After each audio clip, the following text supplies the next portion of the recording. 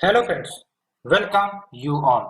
आज हम vision IAS के 17th एंड 18th अप्रैल वाले डेली करंट अफेयर्स डिस्कस करेंगे। So let's start our discussion. 6 articles आज यहाँ पे डिस्कस करने हैं, one by one we will see it. The first article deals with Egypt approves India as a wheat supplier, ministry of commerce and industry. इसको आपको समझना पड़ेगा global context में कैसे। अभी आपको पता है रशिया यूक्रेन वॉर चल रहा है and ultimately both these countries is one of the largest producer of wheat. अब एक बात हमें बताओ, जब हम बात करते हैं व्हीट की तो इसके क्लाइमेटिक कंडीशंस क्या होते हैं। पहली बात तो ये राबी क्रॉप है। When we talk about rabi crop, इसका मतलब ये कोल्डर एनवायरनमेंट में ग्रो करते हैं। दैट्स व्हाई रशिया चूंकि हायर लैटिट्यूड वाला देश है एंड कोल्डर लोकेशन पर एग्जिस्ट करता है, दैट्स व्हाई वहां पर व्हीट ज्यादा ग्रो होती है। Similar for China. उसी प्रकार से इंडिया की अगर हम बात करें तो इंडिया में भी कोल्डर क्लाइमेटिक कंडीशंस आते हैं। कब आते हैं? ठंड के समय में, जैसे for example November December. That's why इसी पीरियड में व्हीट को कल्टीवेट किया जाता है एंड अल्टीमेटली मार्च अप्रैल में आप देखोगे तो इसे हार्वेस्ट किया जाता है। मैं इंडिया के कंटेक्स्ट की बात कर रहा हूँ। साथ ही साथ मैंने एक वीडियो भी शेयर किया था जब मैं ट्रेन से सफर कर रहा था, तो जो व्हीट क्रॉप के फील्ड्स थे वो आपको साफ साफ दिख रहे थे कि हार्वेस्ट करने के समय आ चुके हैं उसके। और ये वीडियो आपका मार्च का ये, तो इसका मतलब क्या हुआ कि हार्वेस्टिंग पीरियड कहीं ना कहीं मार्च अप्रैल होती है एंड जब इसको कल्टीवेट करने की पीरियड की बात करें तो आपका नवंबर दिसंबर के पीरियड में देखने को मिलता है, अक्टूबर नवंबर दिसंबर। सो होप ये जो कंसेप्ट है आपको अंडरस्टैंड हो गई होगी। दूसरी इंपॉर्टेंट बात जो आपको समझना है वो ये कि इजिप्ट का मैप हम थोड़ा सा देखेंगे, क्योंकि जब भी हम आर्टिकल डिस्कस करते हैं तो कंप्रिहेंसिव वे में कवर करने का प्रयास करते हैं सो दैट आपको एक एक डायमेंशन समझ में आ जाए। So when we talk about the map of Egypt, तो देख सकते हो आप, ये है आपका इजिप्ट का मैप। कुछ इंपॉर्टेंट बातें जो आपको यहाँ जाननी है। इजिप्ट, और इजिप्ट की राजधानी क्या है?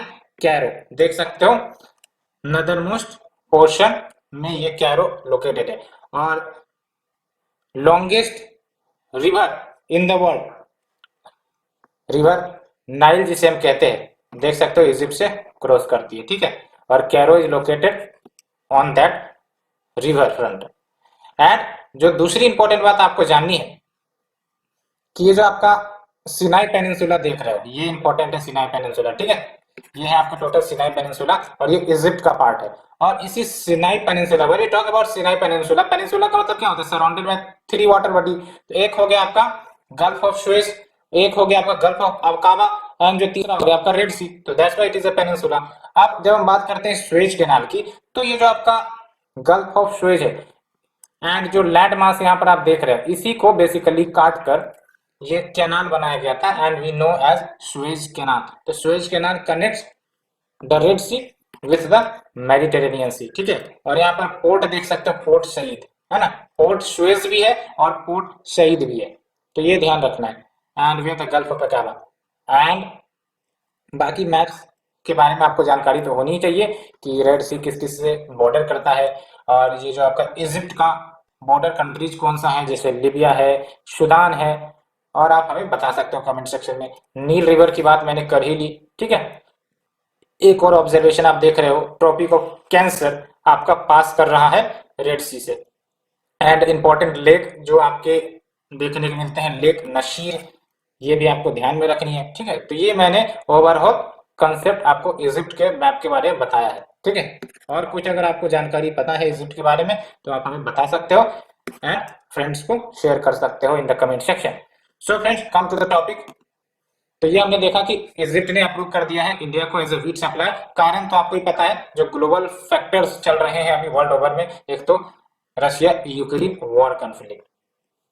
तो Egypt one of the world's biggest importer of wheat, लेकिन कहां से ये इंपोर्ट करता था? रशिया एंड यूक्रेन से। And ultimately now Egypt has agreed कि व्हीट अब वो इंडिया से मंगाएगा। और व्हीट के कंटेक्स्ट में अगर हम बात करें तो इंडिया सेकेंड लार्जेस्ट प्रोड्यूसर है व्हीट का। फर्स्ट नंबर है आपका China. It is similarly true for rice. Rice के मामले में भी जो चाइना है नंबर 1 प्रोड्यूसर है, इंडिया सेकंड नंबर पर आते हैं। और ये सब क्वेश्चन ऑप्शन के रूप में पूछ लिए जाते हैं, इवन 2018 के प्रीलिम्स में आई थिंक इसे पूछा गया है। ठीक है, तो ये ध्यान रखना, व्हीट हो या राइस हो, दोनों के मामले में चाइना नंबर 1 प्रोड्यूसर है and India second largest producer है। ठीक है, अब हम बात करते हैं current status of global food security. तो ये सब जो रशिया यूक्रेन वॉर चल रहा है, अलोंग विद जो कोविड-19 पैंडेमिक आई, उन सब से ग्लोबल फूड सिक्योरिटी पर खतरा आया है। कैसे आया है, डाटा से हम सब्सटेंशिएट करेंगे। देख सकते हो बिटवीन 2019 एंड 2022 जो नंबर ऑफ पीपल है which are at the brink of famine, famine यानी कि भुखमरी, rose from 27 million to 44 million. तो आप देख सकते हो number of people which are at the brink of famine, which are at the risk of famine, it has grown from 27 million to 44 million. तो इसका मतलब क्या हो रहा है, current status of global food security काफी ज्यादा अलार्मिंग है। एंड द सेकंड फैक्ट आप देख सकते हो 40.5 million people in 17 countries faced acute food insecurity. The third point which facilitate our context, देख सकते हो ग्लोबल फूड प्राइसेस 20% से बढ़े हैं इन फैब 2022। कंडीशन क्या है, कारण क्या है, तो जो आपका रशिया यूक्रेन वॉर है, one of the factor is that. तो हम कारण समझने का कोशिश करेंगे कि अल्टीमेटली ये जो ग्लोबल फूड क्राइसिस के कारण क्या है, जो हम इस 3 कंडीशन से आइडेंटिफाई कर पा रहे हैं। पहली बात तो ये कि जो प्राइसेस है फूड के, फर्टिलाइजर के या oil, gas, even metals like aluminium, निकल, इन सब के प्राइसेस बढ़ रहे हैं। और इसके प्राइस के बढ़ने का कारण वही है आपका Russia Ukraine war. Because palladium हो, निकल हो, एल्यूमिनियम हो, इन सब के मामले में जो आपका रशिया है वो काफी अच्छा खासा प्रोड्यूसर है। ठीक है, दूसरा is your supply chain constraint. Supply chain constraint का मतलब ये हुआ कि जब कोविड पैंडेमिक आया था तो बहुत सारे देशों ने एक्सपोर्ट करने बंद कर दिए थे, तो इसके कारण ग्लोबल लेवल पर सप्लाई चेन में दिक्कतें आई and this led to what, rise in the prices of the products.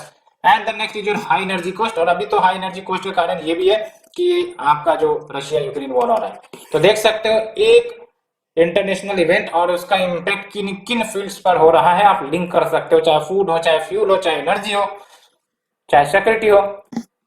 ठीक है, and the other factor is your climate change. तो क्लाइमेट चेंज के कारण ड्राउट्स देखने को मिलते हैं, फसल बर्बाद हो जाती है, एक्सट्रीम फ्लड्स हो जाते हैं, फसल बर्बाद हो जाती है, forest fires, even crop fire के इंसिडेंट भी देखने को मिलते हैं। ठीक है, तो climate change is also contributing for the rise in global food crisis. अब बात करते हैं suggestions to address food insecurity. क्या सजेशन दी गई है, तो पहली बात तो ये कि जो कंफ्लिक्ट अफेक्टेड एरियाज है वहां पर humanitarian development, peace building process करनी बहुत ही जरूरी है, तभी जाके फूड इनसिक्योरिटी एड्रेस की जाएंगे। बिकॉज जब भी या कहीं भी कंफ्लिक्टेड अफेक्टेड एरियाज होंगी वहां पर जो इकोनॉमिक एक्टिविटीज है वो प्रभावित होंगी। And when the economic activities gets affected it ultimately affects the whole production process of the products, चाहे वो आपका फूड प्रोडक्ट्स हो या फिर सेकेंडरी या फिर टर्सरी प्रोडक्ट्स क्यों ना हो। साथ ही साथ देख सकते हो climate resilience across the food systems हमें स्केल अप करने पड़ेंगे, जैसे ड्राउट रेसिस्टेंस फूड क्रॉप्स लाने पड़ेंगे, पेस्ट रेसिस्टेंस फूड क्रॉप्स लाने पड़ेंगे, सीड्स लाने पड़ेंगे। तो ये सब होती है climate resilience. Climate change is a reality but we have to bring that innovation and development in various sector जो क्लाइमेट चेंज के इफेक्ट को नेगोशिएट कर पाए। And we have the social protection policies and we have to strengthen the resilience of most vulnerable persons that faces the economic adversity, otherwise ये सब बहुत ही ज्यादा खतरे में होते हैं to get into the extreme poverty, famine वगैरह।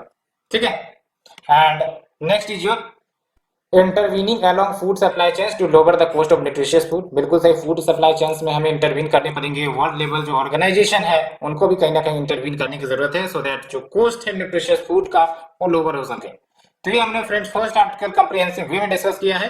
Hope आपको ये पूरा कंटेक्स्ट समझ में आ गया होगा। Ultimately let's move to the second article.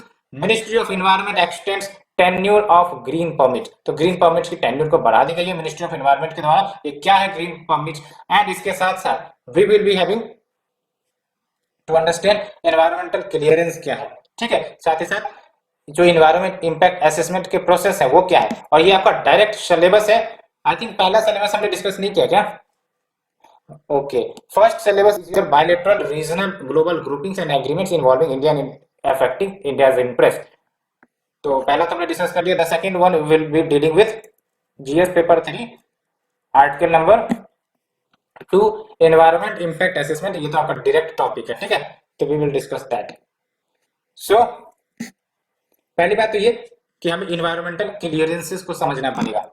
इसको समझने के लिए एक एग्जांपल लेते हैं. लेट्स से कि कोई बड़ी प्रोजेक्ट हम लगाना चाहते हैं किसी लोकेशन पर, जैसे फॉर एग्जांपल माइनिंग प्रोजेक्ट हम लगाना चाहते हैं, रिवर वैली प्रोजेक्ट लेट से लगाना चाहते हैं. अब जाहिर सी बात है, इतनी बड़ी प्रोजेक्ट है, अब इसका इम्पैक्ट क्या होगा इन्वायरमेंट पर, इसे तो जज करना जरूरी है ना. कॉस्ट बेनिफिट एनालिसिस करना जरूरी है. ऐसा नहीं कि हम कोई प्रोजेक्ट को स्टैब्लिश कर दे without considering the environment, because आजकल एनवायरनमेंट को कंसिडर करना एक नेसेसिटी हो गया है. दैट्स व्हाई ये जो कंसेप्ट है इन्वायरमेंट इंपैक्ट असेसमेंट का, वो लाया गया है, so that before establishing any bigger projects सबसे पहले एनवायरमेंटल इंपैक्ट असेसमेंट कर लिया जाए कि उसका इंपैक्ट क्या होगा एनवायरमेंट पर, एंड बेस्ड ऑन दैट फिर जाके एनवायरमेंटल क्लियरेंस मिले टू एस्टैब्लिश दैट प्रोजेक्ट. तो ये बेसिक अंडरस्टैंडिंग है. We need to understand that. And when you talk about environmental clearance, तो इसको अच्छे से समझ लेना है. ये इन्वायरमेंटल क्लियरेंस मैंडेटरी है under the environmental protection act 1986. Yes, आपको याद रखना है, under the environmental protection act 1986. और इसके तहत बेसिकली अगर कोई न्यू प्रोजेक्ट्स को सेटअप करने हैं which has been listed in schedule 1 of the notification, याद रखना, it is not for all project, that new project which is listed in schedule 1 of the notification. साथ ही साथ कोई भी एक्टिविटी को एक्सपेंड करनी है, मॉडर्नाइज करनी है, तो इन सब के लिए आपका इन्वायरमेंटल क्लियरेंस लेनी पड़ती है.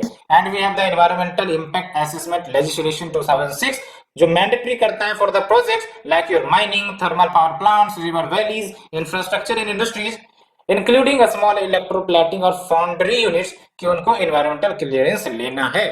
अब ये इन्वायरमेंटल क्लियरेंस लेने के लिए सबसे पहली बात तो प्रोसेस क्या होती है. तो first we need to follow the environmental impact assessment process because EIA is very necessary for getting EC. तो जब भी हम इन्वायरमेंट इंपैक्ट असेसमेंट के माध्यम से इन्वायरमेंटल क्लियरेंस लेना चाहते हैं, तो पहली बात तो जहां पर भी प्रोजेक्ट लगाई जाएंगी उस लोकेशन को आइडेंटिफाई किया जाएगा. For example let's say river valley project लगाई जा रही है, तो उस लोकेशन को आइडेंटिफाई किया जाएगा और उसके बाद उस प्रोजेक्ट पर स्क्रीनिंग की जाएगी. स्क्रीनिंग यानी कि देखा जाएगा कि ये जो प्रोजेक्ट है कौन से कैटेगरी में आते हैं. क्या वो ये कैटेगरी में आते हैं जिसका एनवायरमेंटल क्लियरेंस करवाना मैंडेटरी है, अगर नहीं आते हैं तो फिर उसकी EIA करने की जरूरत नहीं है, अगर आती है तो फिर उसका करना ही होगा. इसे कहते हैं स्क्रीनिंग, कि प्रोजेक्ट को हम छांट लेते हैं अल्टीमेटली बेस्ड ऑन कि हमको EIA करने हैं या नहीं करने हैं. साथ ही साथ अगर हमें करने तो ultimately we will do, and after conducting EIA हम नो ऑब्जेक्शन सर्टिफिकेट के लिए अप्लाई करते हैं कि भाई साहब हाँ मैंने कर लिया और अल्टीमेटली कोई यहाँ पर इश्यू नहीं आ रही है, तो हमें NOC के लिए अप्लाई करना पड़ेगा. एंड आफ्टर दैट हम इन्वायरमेंटल क्लियरेंस के लिए एप्लीकेशन फाइल करेंगे. एंड ये जो एप्लीकेशन हम फाइल करेंगे फिर अल्टीमेटली ये रिव्यू किया जाएगा अप्रेजल कमेटी के द्वारा. एंड ये जो अप्रेजल कमेटी है इसके पास परमिशन होती है कि कोई चेंजेस सजेस्ट करना चाहते हैं तो सजेस्ट कर सकते हैं. हो सकता है ये एप्लीकेशन को एक्सेप्ट कर ले, ये भी हो सकता है कि एप्लीकेशन को रिजेक्ट कर दे. ठीक है, तो ये आपको समझनी है. तो अभी क्या कंटेक्स्ट है उसे समझने की प्रयास करते हैं. जो टेन्यूर है एनवायरमेंटल क्लियरेंस का, इसको एक्सटेंड कर दिया गया है कुछ प्रोजेक्ट्स के लिए, जैसे रिवर वैली प्रोजेक्ट, उसके टेन्यूर को 13 ईयर वैलिडिटी तक के लिए एक्सटेंड कर दी गई. यानी कि अब रिवर वैली प्रोजेक्ट के लिए 13 ईयर्स वैलिडिटी होगी. ठीक है.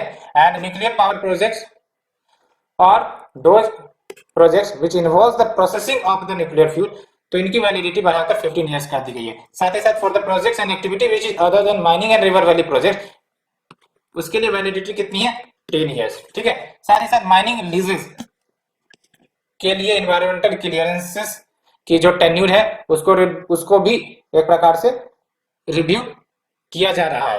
एंड जब हम बात करते हैं माइनिंग लीजेज, इसका मतलब क्या होता है, काफी ज्यादा कंफ्यूजिंग है, तो इसको समझ लो. माइनिंग लीजेज की अगर हम बात करते हैं तो एक कॉन्ट्रैक्ट हुआ, लीगल कॉन्ट्रैक्ट. ठीक है, गवर्नमेंट के बीच एंड जो कंपनी है उसके बीच लेट से. ठीक है, कि भाई साहब हमें यहाँ पर माइनिंग करने का परमिशन दीजिए, मिनरल एक्सट्रैक्ट करने का परमिशन दीजिए, एंड बदले में हम आपको इतने प्राइस देंगे, या फिर रेवेन्यू शेयरिंग मॉडल होगा, या फिर ये सब बातें इसमें इंक्लूड होती है। साथ ही साथ इसमें ये भी मेंशन होता है कि जो आपका लीज पर दिया गया है कितने सालों के लिए होगा, ठीक है, रॉयल्टीज क्या बनती है, ये सब आपके इसमें इनकॉर्पोरेटेड होते हैं। तो होप आपको माइनिंग लीजेस के बारे में बेसिक अंडरस्टैंडिंग आ गई होगी। तो when we talk about environmental clearance for mining leases, तो ये भी अभी रिव्यू करने के अंडर चल रहा है। एंड माइनिंग लीजेस अभी फिलहाल 50 ईयर्स के लिए ग्रांट की जाती है। मैंने बोला ना, इट इज नॉट फॉर कि परमानेंटली ग्रांट कर दी जाए, it is for 50 years. And इनके लिए जो ईसी है यानी कि एनवायरमेंटल क्लियरेंस की वैलिडिटी वो 30 ईयर्स के लिए 30 ईयर्स की है, ठीक है। एंड वही मैं बात कर रहा हूँ कि आखिरकार एक्सटेंशन करने की जरूरत क्यों पड़ी। तो पहली बात तो ये कि जो न्यूक्लियर पावर या फिर हाइड्रो पावर प्रोजेक्ट होते हैं ना, इसके जेस्टेशन पीरियड ज्यादा होते हैं। जेस्टेशन पीरियड यानी कि जैसे मैंने आज प्रोजेक्ट इम्प्लीमेंट करना शुरू किया, प्रोजेक्ट लागू करना शुरू किया, तो इसको कंप्लीट होने में काफी लंबे समय लग जाएंगे, 10 से 15 साल से लग जाएंगे। अब जाहिर सी बात है, जब जेस्टेशन पीरियड इतनी लंबी है तो फिर एनवायरमेंटल क्लियरेंस लेट से मैंने 10 साल के लिए ही है। अब 10 साल के बाद फिर से तो रिन्यू करना पड़ेगा ना, तो अल्टीमेटली 10 साल तो इसको स्टैब्लिश करने में लग गए। और फिर जब वो 10 साल पूरा हुआ तो फिर से हमको एनवायरमेंटल क्लियरेंस की वैलिडिटी के लिए रिक्वेस्ट करना पड़ रहा है। तो फिर ऐसी सिचुएशन को कम करने के लिए ये कंसेप्ट लाया गया है, because there can be geological surprises, there can be delays in the forest clearances. तो पहला कारण तो यही है। दूसरा है आपका ये कि कभी कभी ये सब जो बड़े प्रोजेक्ट होते हैं इनके लोकल कंसर्न्स काफी ज्यादा हो जाते हैं, लाइक एनवायरमेंटल इश्यूज रेज करने लग जाते हैं जो वहाँ के लोकल पीपल्स हैं, ठीक है, या फिर इम्प्लीमेंटिंग सच प्रोजेक्ट्स इनमें भी डिले हो जाती है, तो काफी ज्यादा टाइम लगता है। दैट्स व्हाई टेन्योर को एक्सटेंड किया गया। तो ये कंसेप्ट होप आपको समझ में आ गई होगी, ठीक है। सो फ्रेंड्स, सेकंड आर्टिकल हम डिस्कस कर लिया। Let's move to the third article. Centre would establish seaweed park with special economic zone status in Tamil Nadu. तो कहां पर ये आपका सीवीड पार्क एस्टैब्लिश हो रहा है? तमिलनाडु में, ठीक है। तमिलनाडु का मैप आपको पता होगा। एंड तमिलनाडु के ईस्ट में जाओगे तो आपका गल्फ ऑफ मन्नार है, श्रीलंका आपका पड़ोसी नेबर है अल्टीमेटली। एंड अभी आपको पता है श्रीलंका में काफी ज्यादा इकोनॉमिक क्राइसिस चल रही है। So we will discuss this article, but सबसे पहले सिलेबस की तरफ चलते हैं। तो देख सकते हो article number third will deal with conservation environmental pollution degradation. And यहाँ पर आपको सीवीड के बारे में जानना होगा। सीवीड का काफी इंपॉर्टेंट रोल होता है, कैसे वो हम डिस्कस करेंगे। लेकिन सबसे पहली बात तो हमें सीवीड के ही बारे में जानना पड़ेगा। सीवीड क्या है? समुद्री घास। अगर इसका हिंदी ट्रांसलेशन करें तो इसका हिंदी ट्रांसलेशन समुद्री घास होती है, ठीक है। और ये आपका primitive marine non flowering marine algae होता है। एंड इसमें कोई रूट नहीं होते, स्टीम नहीं होते, लीव्स नहीं होते। It is very important to know, क्योंकि बेसिक से क्वेश्चंस पूछ लिए जाएंगे, सीवीड्स के बारे में क्वेश्चन पूछ लिए जाएंगे। These are primitive marine non flowering marine algae without root stem leaves and it plays a major role in marine ecosystem. कैसे? बिकॉज ये आपका कार्बन कैप्चर करता है अल्टीमेटली फ्रॉम द एटमॉस्फेयर, ठीक है। साथ ही साथ जो मेराइन ऑर्गेनिज्म सब होते हैं उनको फूड प्रोवाइड करने में एक मेजर रोल ये प्ले करता है। बहुत सारे सिग्निफिकेंस है इसके, ठीक है। तो देख सकते हैं जो सीवीड है, these ranges in colours like red, green, brown, black and size में भी वेरी करते हैं, माइक्रोस्कोपिक लेवल से लेकर लार्ज अंडर वाटर फॉरेस्ट। और ये जो लार्ज अंडर वाटर फॉरेस्ट है ना, इसी को हम कहते हैं केल्प फॉरेस्ट। तो अगर कभी क्वेश्चन पूछ लिया जाए केल्प फॉरेस्ट क्या है, तो केल्प फॉरेस्ट में कंफ्यूज नहीं करना कि ये फॉरेस्ट है। It is a seaweed but larger in size. It is very very important to know, कहीं पर भी आपको एलिमिनेट करने में काम आएगा। लार्ज सीवीड्स हैं ये आपके केल्प फॉरेस्ट, है ना। And these are found in dense under water region, ठीक है। एंड ये अल्टीमेटली अंडर वाटर नर्सरीज की तरह काम करते हैं, जो फिशेस, स्नेल्स, सी अर्चिन सबको खाना प्रदान करने का काम करते हैं। And it is found mostly in intertidal region. What is intertidal region? Intertidal region is the region between the high tide area and low tide area. High tide यानी कि जब आपका जो वाटर लेवल है वो एसीड करता है ना, टुवार्ड द बीचेस।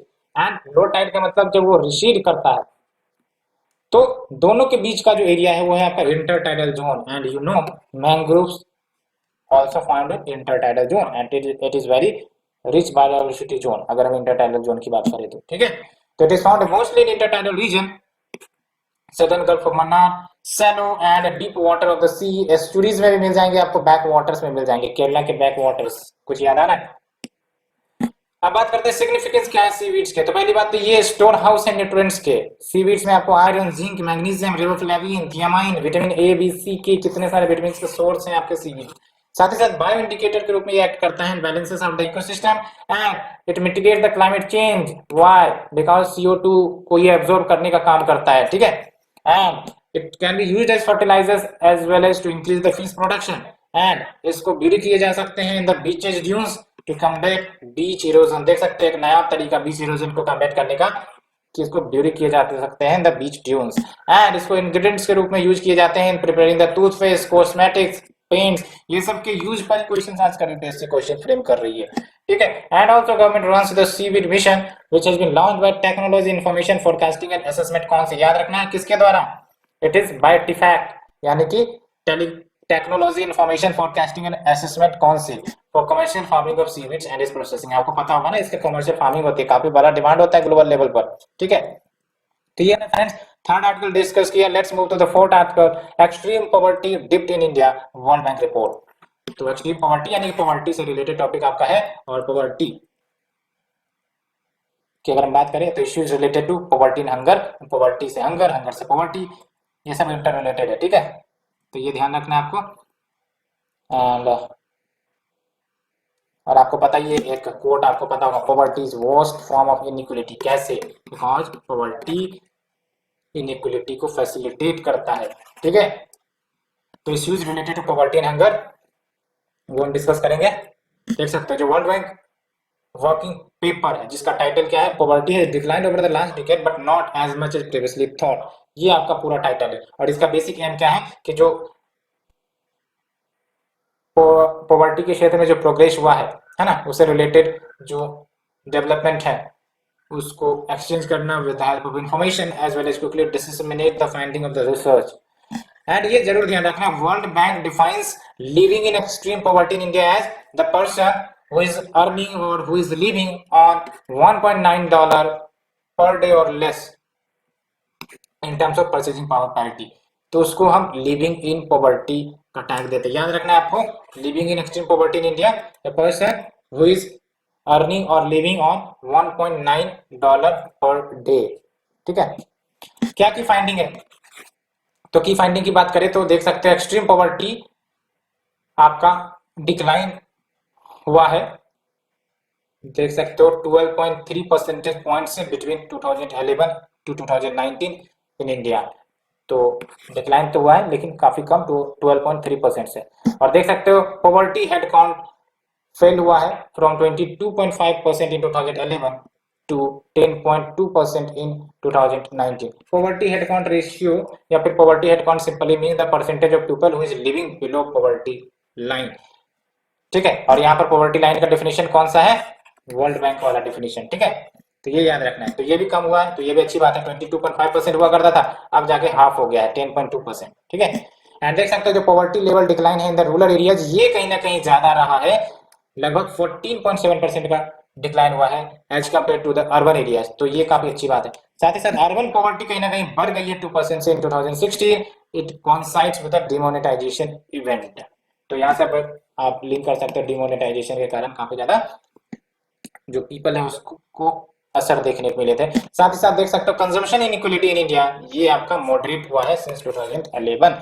अब बात करते हैं, जब भी आपको पॉवर्टी पर कुछ क्वेश्चंस लिखनी है, हर एक ईयर पॉवर्टी पर क्वेश्चन आती है, poverty nutrition it is all interlinked, तो आपको जरूर इसको चिपकाना है ना। Steps taken to reduce poverty, तो क्या स्टेप्स लिए गए? We are the MNREGA, MNREGA guaranteed work for 100 days and it can be extendable up to 150 days का रोजगार या वर्क एम्प्लॉयमेंट प्रोवाइड करता है इन द रूरल एरियाज। और आपको पता होगा मनरेगा जो है रूरल एरियाज में चलते हैं, अर्बन एरियाज में नहीं, ठीक है। And we are the National Rural Livelihood Mission Aajeevika, and इसी को आप दीनदयाल अंत्योदय योजना NRLM कहते हैं, और इसको लॉन्च किया गया है रीस्ट्रक्चर्ड विजन ऑफ स्वर्ण जयंती ग्राम स्वराज योजना।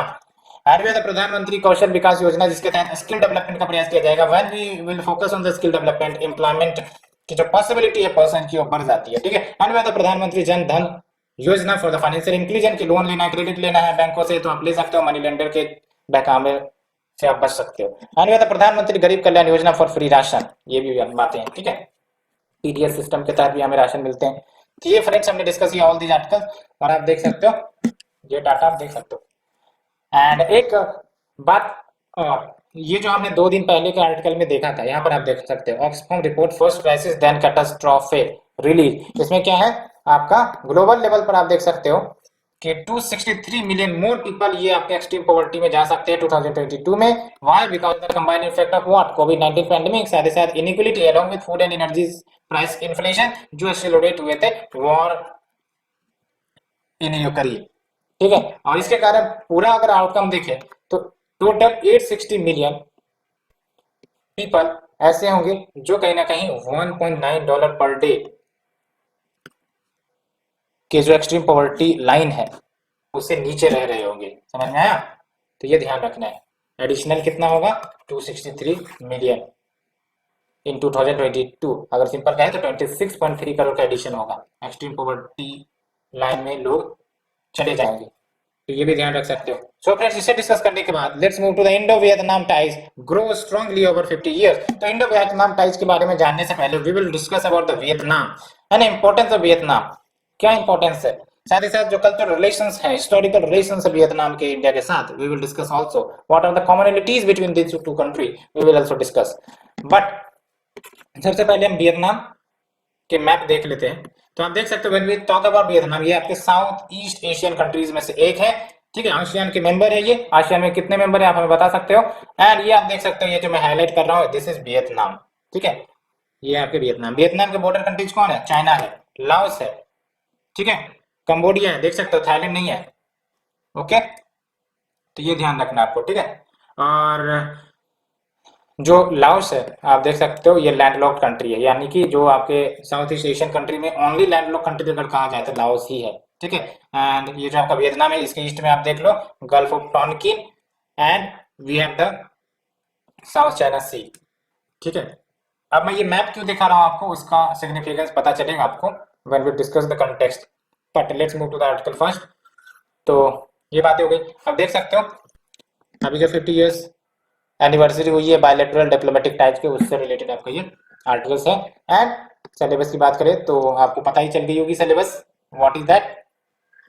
तो ये है आपका इन इफेक्ट ऑफ, कहाँ गया भाई साहब, हाँ यहाँ पर है। ठीक है, bilateral regional global grouping agreements involving India and affecting interest. ठीक है, India Vietnam relationship.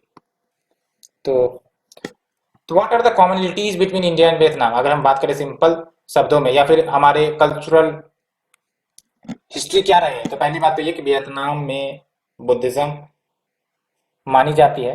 And Buddhism का ओरिजिन कहाँ हुआ? इंडिया में, और इंडिया से ये वियतनाम में भी गए हैं।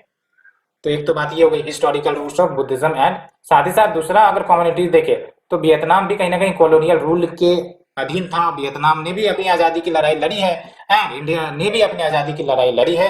That's why India and Vietnam complemented each other on the 50th anniversary of the bilateral diplomatic ties। And अगर हम कुछ ऑब्जर्वेशन देखें तो पहली बात तो जो आपके महाजावका है एंड कल्याण क्यूरई है, ये दो बुद्धिस्ट मॉन्क्स थे और इनको क्रेडिट दी जाती है कि उन्होंने बुद्धिज्म वियतनाम में लेकर आया during the 2nd century BC. और बुद्धिज्म की बात करें तो 6th सेंचुरी बीसी में स्टेब्लिश हो गए थे गौतम बुद्ध के द्वारा। ठीक है, कहां पर ज्ञान प्राप्त किया था गौतम बुद्ध ने, कहां पर उन्होंने फर्स्ट सर्मन दिया था, आप हमें बताओ कहां पर इनकी मृत्यु हुई थी या फिर परिनिर्वाणा कहते हैं इनको। ठीक है, ये आप हमें बताओ।